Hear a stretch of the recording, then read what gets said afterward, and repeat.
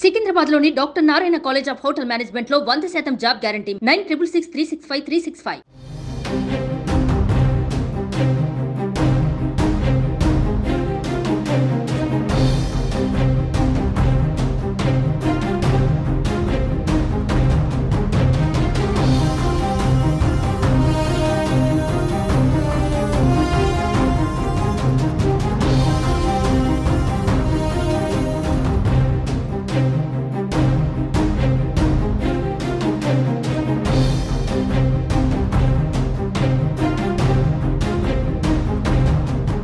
Parliament ఎన్నికల్లో ఘోర ఓటమి పాలైన బీఆర్ఎస్ కు మరో షాక్ తగిలింది.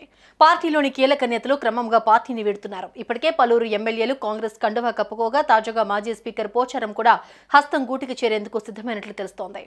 సీఎం రేవంత్ రెడ్డి పోచారం శ్రీనివాసరెడ్డి నివాసానికి వెళ్లి కలిశారు. ఈ సందర్భంగా కాంగ్రెస్ పార్టీలోకి రావాలని ఆహ్వానించినట్లు తెలుస్తోంది.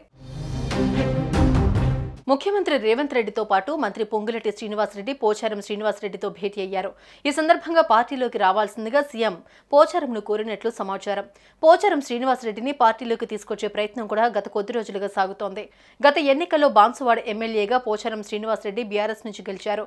అదే సమయంలో బీఆర్ఎస్ నాయకత్వంపై కూడా ఆయన అసంతృప్తిగా ఉన్నారన్న వార్తలొచ్చాయి.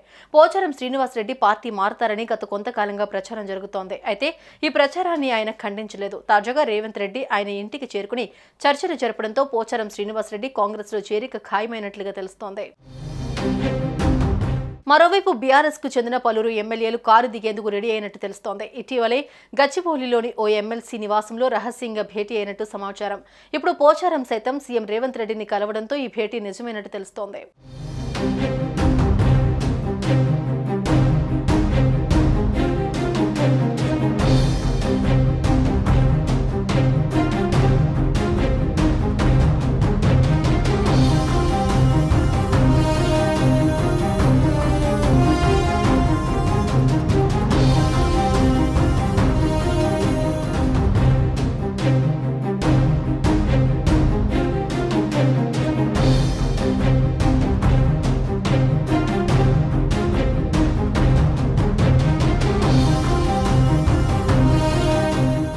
సుమన్ టీవీలో మీ పర్సనల్ అండ్ బిజినెస్ ప్రమోషన్స్ కోసం కింది నెంబర్కి కాంటాక్ట్ చేయండి.